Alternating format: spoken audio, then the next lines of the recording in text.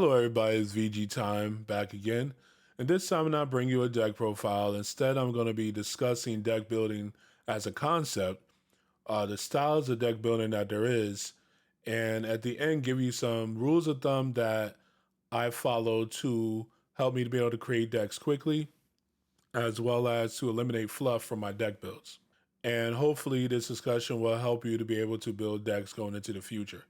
But these rules aren't only for Dragon Ball Super. If you play any other card game, for the most part, these rules will kind of hold water. So the first thing we're going to talk about is three different deck building styles. First is net decking.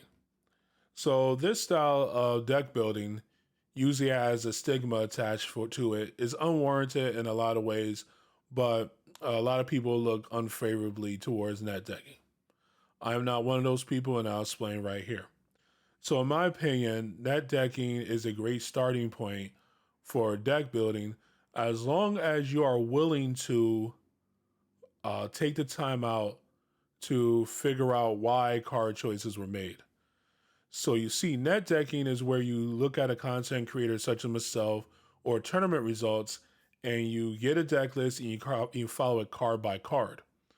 The problem with that is that at the highest level of gameplay or even the highest level of deck building, card choices are made based upon the meta that exists at the time that the deck was built or for the event that the deck was built for. So when the meta shifts, that deck could sometimes be rendered useless or not nearly as powerful as it once was.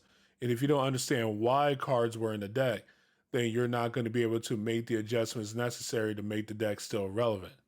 That is why there's the stigma of the net decker being a low IQ individual in a lot of card gaming circles. But again, if you're willing to learn and you're willing to adjust, there is absolutely, and I repeat, absolutely nothing wrong with net decking. The second type of deck building is top-down design. This is typically the deck building style that a lot of people go by. This is where you take your leader in this game or win condition in this game, and the cards you put in your deck are in service to that card. Now, most of the time recently, these have been heavily archetypal decks. Those decks being decks like Shadow Dragons, whether it be yellow or black, and most recently, Universe 7 Goku and Gamma. These leaders require very specific cards to be in their deck in order for the deck to function. So, for the most part, you're going to follow that blueprint that Bandai gives you in order for you to make the most success out of that leader. But another example of top down design is a leader like Pan.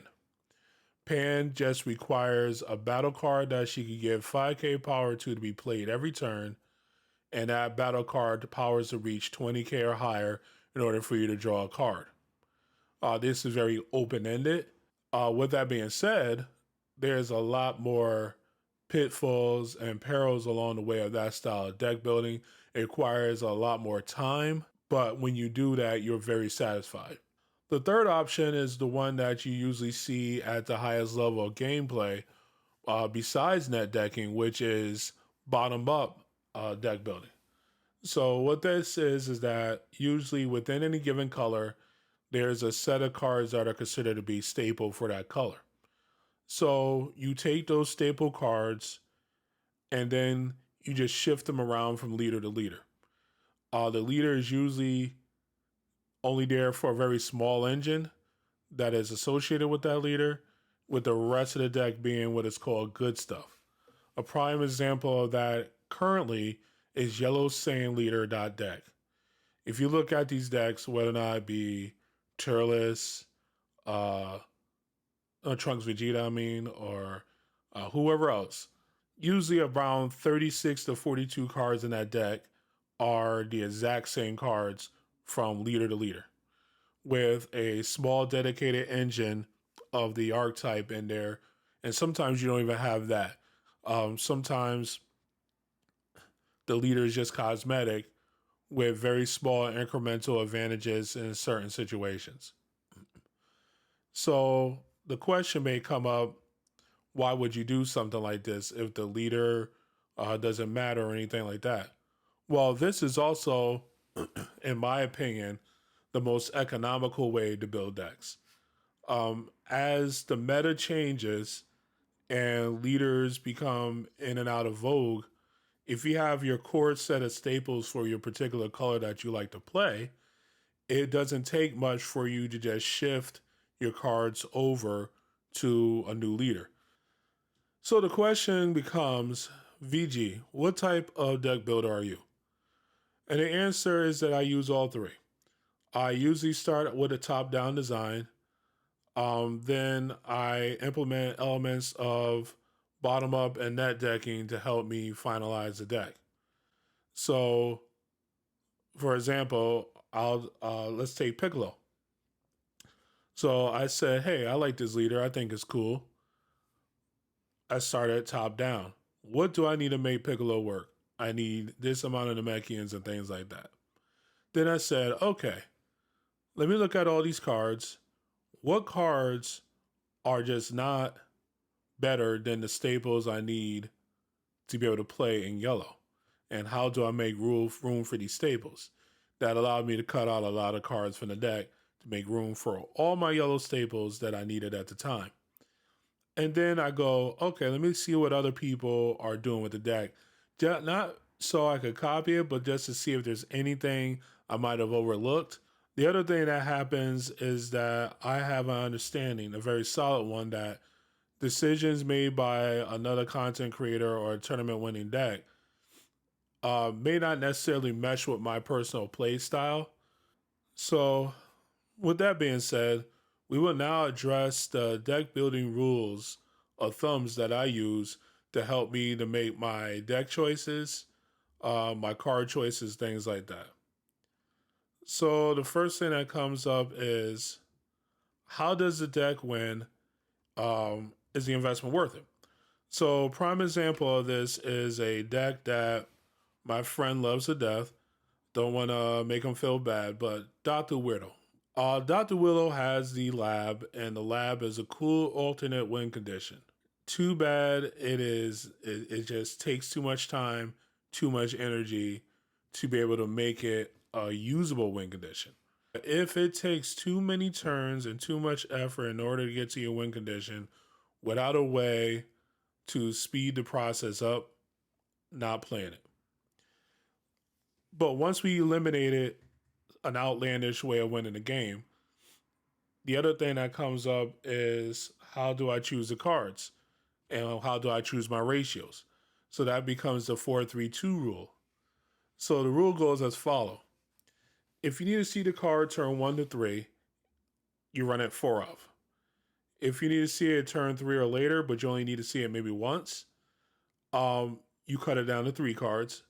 And then if it is a tech piece for specific matchups or a consistency piece like a top 5 searcher, then you play it at 2 of. This right here keeps your hand from being bloated with top heavy cards or with tech and not being able to play the deck the way that you want to be playing it. The other thing that I do is that I try to keep the average energy cost on my deck as low as possible. There's a lot of cards that are powerful, but I usually try to not pay more than 3 energy for any card that I put into a deck, unless that card has a game breaking ability or that card has all the protection in the world and will win the game for me basically on the spot. Now, as I mentioned, there's a lot of cool 4+ energy plays, but counter plays are super cheap. So you don't want to be playing 4+ energy for a card to have it God Sealing or Charismatic, leaving you tapped out with no protection and then just leading to you losing the game. Now, there are exceptions to this rule, blue being particularly a color that could get away with doing these type of things. Whether it be Soul Striker, SS3 Reboot, or most recently Gamma, these decks allow you to get energy back for defensive purposes, or in the case of Soul Striker, even offensive purposes, so that you're not left completely in the lurch if you make a 4+ energy play and it doesn't work out for you. The next thing is that I'm not overly tied to the engine that Bandai wants me to use.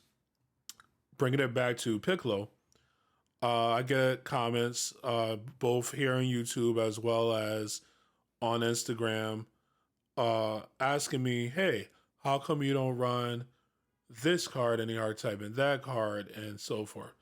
And usually what I respond to people is, hey, this is how I build a deck, but it doesn't mean that that's how you have to build a deck.